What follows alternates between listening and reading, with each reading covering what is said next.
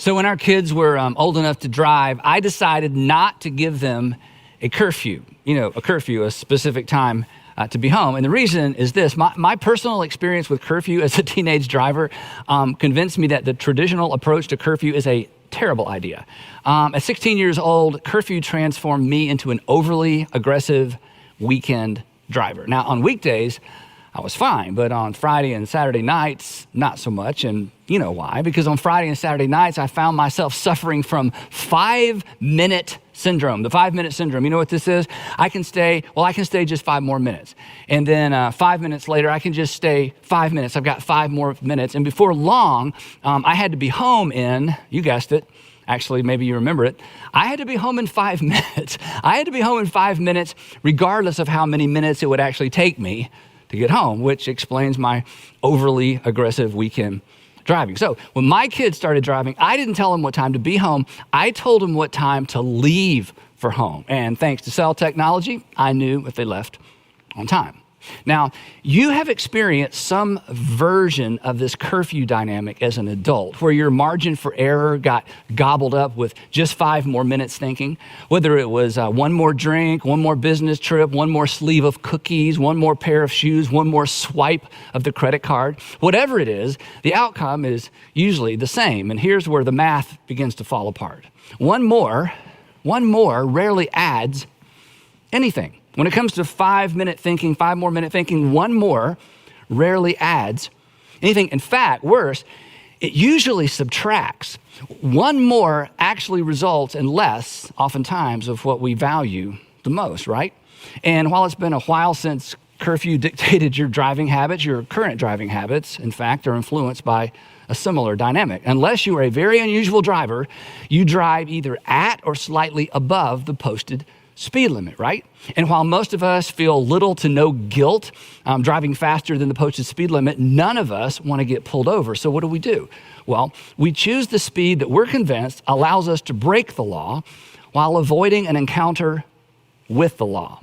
And my point, whether it's curfew, diet, driving, spending, our natural inclination, you know this, our natural inclination is to live as close to the line as possible. Which line? Well, the line between legal and illegal, the line between responsible and irresponsible, the line between moral and immoral, the line between ethical and unethical, the line between I'm still in control and I need help. And it's just human nature. It's human nature to snuggle up to the edge of irresponsibility, disaster, embarrassment, and to stay there as long as possible. It's human nature to get by with as much as we can get by with without becoming our own worst enemy, without being grounded, embarrassed, or expelled, fired, or kicked out of the house. And here's the thing. Fueling this incessant flirtation with disaster is a flawed assumption that informs so many of our decisions. An assumption that, it basically impedes our ability to make good decisions. And this assumption is why I think we're so comfortable living, dating, spending, eating, drinking, and driving on the edge of embarrassment or worse. And so for the sake of clarity, I'll illustrate this assumption with 4 contrasting ideas. Here's the assumption I'm talking about. If it's not wrong, then it's all right. If it's not illegal, then clearly it's permissible. If it's not immoral, it's acceptable. And if it's not over the line, it's fine. Now, if the problem with this way of thinking is not immediately apparent, just put on your older or brother, sister hat for a moment. If you're a parent, just put on your parent hat for a moment. I bet, and we've never met probably, but I bet you don't set the bar that low for your children. You don't set the bar that low for anybody that you care about. To embrace these assumptions is to organize your life or to organize somebody else's life around the lowest common denominator, right? Essentially, we're asking, how low can I go? How close to bad can I get without actually being bad? How close to wrong can I get without actually doing something wrong? Or if you're religious, how close to sin can I get without actually sinning? But it doesn't stop there, does it? Before long, we're asking, How far over the line can I go without getting caught or experiencing any consequences? How unethical, how immoral, how insensitive can I be without creating unmanageable outcomes? How long can I neglect my family or my finances or my health without feeling the effects? How much can I indulge an addictive behavior without actually becoming addicted? It's a slippery, dangerous slope. And it all begins by asking the wrong question. Is there anything wrong with this? A question that usually leads to a second question. How did I get myself into this? Drawing our lines, setting our limits, and establishing our moral or ethical standards on the borderline between right and wrong, legal, illegal, healthy and unhealthy, eliminates any margin for error. It is a foolish and it's a dangerous way to live. And here's the thing. I haven't told you anything you don't already know. We already know this, right? It's why we respond the way we do when someone we love starts snuggling up to one of those elusive lines, right? We don't react to what they're doing, do we? We react to where they're heading. In those moments, we just know intuitively that the issue isn't, in fact, the question isn't, is there anything wrong, illegal, or immoral about what they're doing? We know intuitively that there's a more important question, a better question that needs to be asked. A question that if we ask it, if they ask it, will ensure a better decision. A question that if asked and answered honestly and acted on will ensure that they avoid avoidable regret.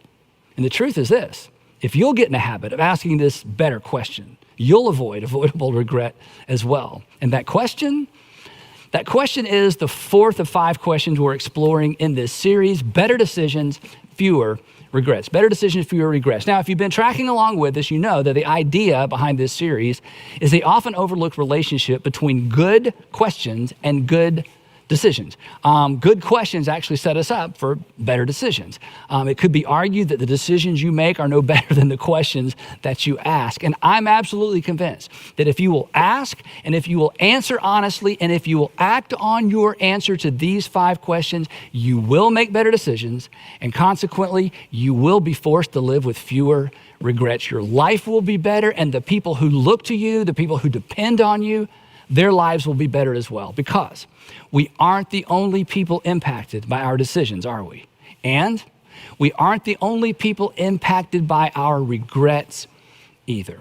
Again, if you've been following along in this series, you'll know that the first question we explored is called the integrity question. The integrity question. And the integrity question is, am I being honest with myself? Am I being honest with myself really? The easiest person to deceive in your life is the person you see every morning in the mirror. And as long as you are lying to yourself, you will never get to where you want to be, because you'll never get to where you want to be until you're honest about where you currently are. Our second question is the legacy question. The legacy question is, what story do I want to tell? What story do I want to tell? When the decision you're in the process of making right now, whether it's relational, financial, academic, professional, whatever it is, when the decision that you're making right now is nothing more than a story you tell, what story do you want to tell? And the good news is you get to decide, but you decide the story of your life one decision at a time, because as far as it's up to you, you write the story of your life one decision at a time.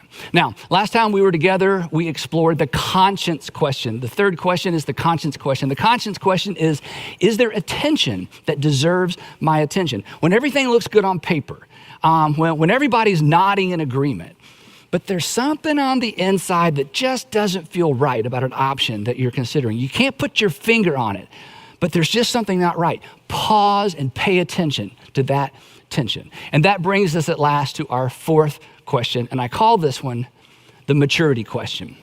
The maturity question. Now, the reason I call it the maturity question, and I hope this is a personal challenge, I call it the maturity question because asking this question requires and is evidence of, I think, maturity. And refusing to ask this question, well, it takes us back to the statement we began this series with from Proverbs, the one I suggested you memorize. The prudent see danger. Remember this? The prudent see danger and they take refuge. Prudent people are wise people. They embrace the reality that one thing leads to another and they decide their lives accordingly. The unwise, the immature, the naive, you know how this statement goes, the prudent see danger and take refuge. But the simple, they keep going. And what happens? They pay the penalty. So our maturity question is, what is the wise thing to do? What is the wise thing to do? When making a decision of any consequence, I want you to pause and ask, okay, what is the wise thing for me to do? The option you're considering may be legal, may be acceptable, permissible, an industry standard, not exactly immoral, but is it wise? Now, here's something mature people understand. This is why I love calling this the maturity question. Here's something that mature people understand and recognize and accept as fact. A decision, don't miss this, a decision can be both not wrong and unwise at the same time. A decision or an option you're exploring can be not wrong, it's not wrong, but it can be not wrong and unwise at the same time. Let me explain this. Isn't it true, and I hate to bring this up, but isn't it true that your greatest regret, and when I say greatest regret, I'm talking about that moment of regret, the moment that you would give almost anything to be able to go back and relive or undo, the decision you would like to be able to go back and unmake, the tipping point, the point of no return. That moment, isn't it true that your greatest regret was preceded by a series of unwise decisions? They weren't wrong, they weren't illegal, they weren't necessarily immoral, but looking back, they were terribly unwise. And that series of unwise decisions paved the way, think about it, paved the way to the moment in time you've regretted ever since. So, to avoid 5 more minutes syndrome, to create moral and ethical and financial margin, ask of every invitation, every opportunity, every option that comes your way, what is the wise thing for me to do? What is the wise thing for me to do? Now, the Apostle Paul spells this out for us in the letter that he wrote to Christians living in Ephesus. We call it the book of Ephesians. And here's what he writes, and he goes right to the heart of this tension that all of us live with and really that all of us wrestle with every single day. Here's what he writes. He says, be very careful then how you live. Be very careful then how you live. Not as unwise, here's our word, not as unwise, but as wise, making the most of every opportunity because the days are evil. So, while a lot has improved since the first century, apparently human nature has not. Ancient folks and us modern folks are equally prone to live carelessly and unwisely, to snuggle up to the edge of disaster and pretty much stay there as long as possible. And the Apostle Paul comes along and he says, stop it. I want you to be careful how you live. Don't be careless. This is the grid through which we are to evaluate every invitation, every opportunity that comes our way, financial, relational, professional, academic, whatever it might be. And thus our question, what is the wise thing to do? Paul continues with a bit more explanation. He says, making the most of every opportunity. Literally, in the Greek, this phrase could be translated literally redeeming or ransoming the time. Redeeming or ransoming the time. This is where the English word opportunity comes from. Don't you wish, think about this, don't you wish you could go back and reclaim or redeem all the time you wasted on bad decisions, along with all the time you had to spend making up for those bad decisions? I do. And for you, that may be just a few weeks or weekends scattered around your past, but it might be an entire season of your life. Either way, imagine having the opportunity to relive or respend or reallocate those days, weeks, or even years, not to mention the money. I mean, what if you had an opportunity to go back and invest that time in more productive, healthy, life-giving activities? Imagine where you'd be today. And I know this is hard. As painful as it is to think back and to look back, it's necessary in order to appreciate the invitation embedded in the Apostle Paul's words, because here's what he's doing. Paul is inviting us to invest our time wisely from this moment forward, from this day forward. You are invited to make the most of or to redeem or to leverage your most valuable asset, your time, to invest your time in a way that actually propels you forward toward a preferred future. But he's not through. Then he tacks on this kind of odd warning. He writes, he's making the most of every opportunity because the days are evil. Evil days. What's he talking about? Well, you know this. We don't live in a morally, ethically neutral culture, do we, right? I mean, think about it. When is the last time you heard or saw or even read an ad that encouraged you to be careful, to be wise, to be self-controlled? I'm guessing maybe never. I mean, has a sales associate ever suggested you go home and think it over before making a purchase? Probably not. Which means, and this is Paul's point, this is on us. We aren't going to get much help from culture. The friends around us, maybe, but not culture.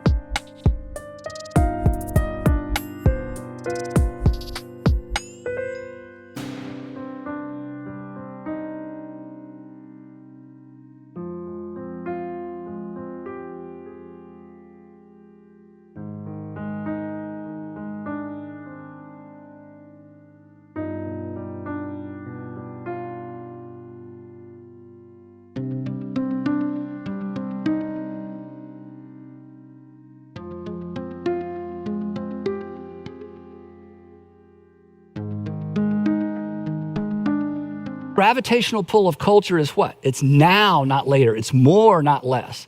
This is why our fourth question, practically speaking, may in fact be the best question ever. It's why I call it the maturity question. So, in an attempt to anchor your conscience to our fourth question, I want to suggest that you ask this question from three perspectives: your past, your present, and your future. In fact, this is the version I taught my children when they were growing up, and this is the version of the question I've taught some of you before. In light of my past experience, my current circumstances, and my future hopes and dreams, what is the wise thing for me to do? In light of my past experience, my current circumstances, my future hopes and dreams, what is the wise thing for me to do?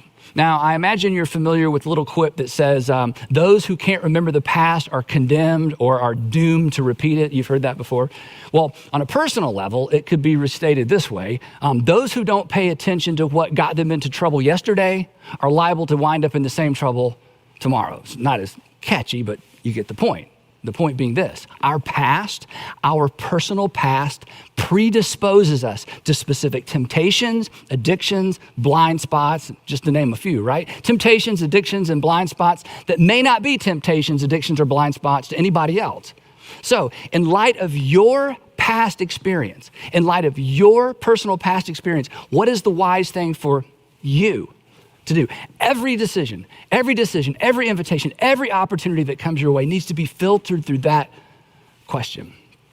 I have a friend, I'll call him Steve, and Steve received some really unsettling advice about halfway through his premarital counseling with his soon-to-be wife, Shauna. The counselor said to Steve, in light of your family history, when you and Shauna return from your honeymoon, you need to come back and see me alone. Then it got worse. The counselor said, I want to introduce you to another counselor who specializes in family systems. Now, like most men, I mean, I can identify with this. You know, Steve felt like he'd already gone the extra mile by attending and paying for 4 premarital sessions with his counselor. And, now this. And Steve's next question was the question I think most of us would have asked. How long is that going to take, right? His counselor smiled. He told me this story. His counselor smiled and said, well, probably several months. Of course, Steve is stunned. He was shocked. Actually, he said he got mad. And here's the quote I love. He said, I got so mad, I pretty much confirmed my need for more counseling. And their counselor recognized that Steve and Shauna were not going to be grappling with typical first-year marriage problems. They were about to hit the buzzsaw of Steve's pre-existing condition, his past. Now, fortunately, Steve did what very few men, in my experience, are willing to do. 2 weeks after the honeymoon, he's back in the counselor's office alone. Why? Well, in light of Steve's past experience, it was the wise thing for him to do. Think about it. It wouldn't have been wrong not to go back. It wouldn't have been illegal or immoral not to go back. But Steve would tell you, it certainly would have been unwise. That was years ago. He's convinced that second round of counseling saved his marriage. His words, I would have blown it up and blamed her. So, what about you? In light of your past experience, what is the wise thing for you to do? Financially, professionally, academically, where are you set up to fail because of something in your past, perhaps something you had no control over? In light of your personal past experience, what is the wise thing? Not the get by thing, not the what everybody else is doing thing. What is the wise thing for you to do? In light of my past experience and then my current circumstances. Now, you know this.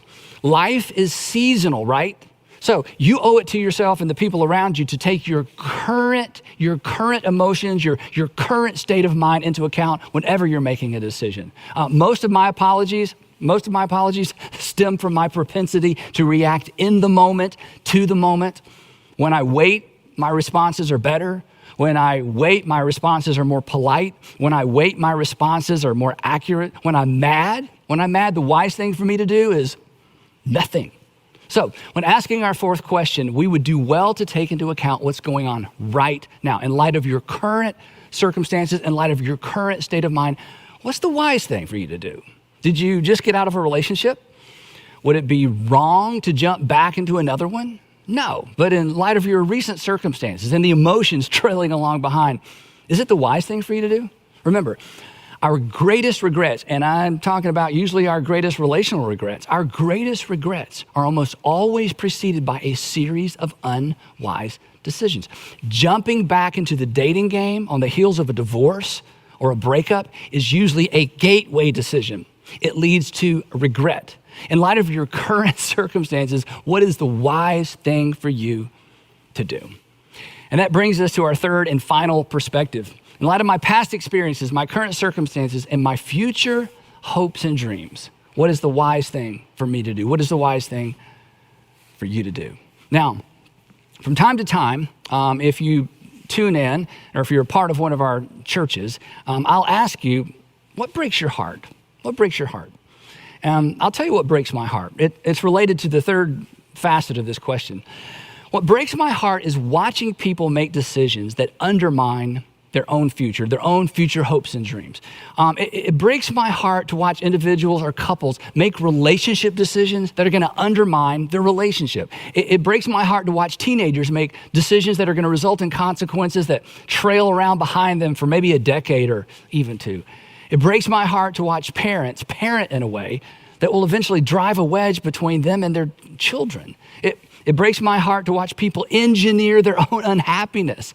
Perhaps that's why I'm convinced this third application to our fourth question is the most important application. In light of your future hopes and dreams, what is the wise thing for you to do? Chances are you have some idea of what you want your future to look like, right? I mean, you have a mental picture of a preferred future, what it could be and what it should be. You may have gone to the trouble of writing it down. You may not have a plan of how to get there, but you have some sense of where you want to be, right? And I'm guessing that when you envision your future, you don't envision yourself alone, because nobody does. But here's the challenge. When it comes to dreams, when it comes to your dream, the deck is stacked against you because life is hard on dreams. There's always a headwind. And that being the case, if you're not careful, you have the potential to contribute to the demise of what you hope for. And here's the thing. I don't want you to rob yourself of your own future. Nobody plans to undermine their own future. They just don't plan not to. But asking the wisdom question and acting on the wisdom question, that's how you plan not to. In light of your future hopes and dreams, what is the wise thing for you to do? Asking this question with the future in mind brings clarity to whatever option you're considering. It serves as like a purifying light. All the deceptive shades of gray, they almost immediately dissipate. Our best option or our best options become clear, painfully clear. In fact, they become so clear we're tempted to look away, to excuse ourselves away. But I'm not hurting anybody. I can handle it. There's no law against it. God will forgive me. And here's the thing. Our excuses are persuasive because they're mostly true. You aren't doing anything wrong yet. You can handle it initially. It isn't illegal. God will forgive you. But so what? That's all beside the point, right? The purpose of this fourth question isn't to stop you from doing something wrong. It's to keep you from doing something unwise. Again, unwise is a gateway. It's the gateway to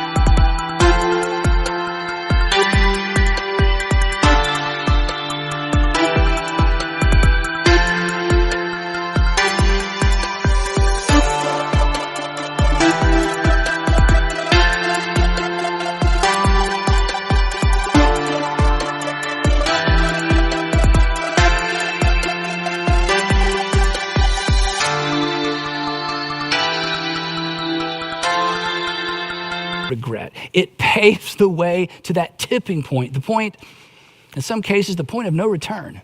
So, would you be willing, here's the challenge, would you be willing to put away your old, worn out excuses once and for all? Come on, they have never served you well. They just silence your conscience, they cloud your reasoning, and ultimately, they really just diminish your ability to hear the voices of wisdom around you. Our excuses, you know what they do? They escort us to the threshold of regret. And once they get us there, do you know what your excuses do? They abandon you there with no margin for error. You've been there. I don't want you to ever go there again. So just decide to be done with all that. Instead of excusing yourself forward, dream and plan your way forward. Ask, in light of my future hopes and dreams, what is the wise thing for me to do? In light of where you want to be financially 5 or 10 years from now, what's the wise thing to do now? I mean, you're going to be somewhere 5 or 10 years from now financially, right? Shouldn't you decide? Do you know what? If you don't decide, you know who will decide? Retailers and lenders who care nothing about you. They will decide for you. And what's true financially is true relationally, academically, professionally as well. So come on, where do you want to be?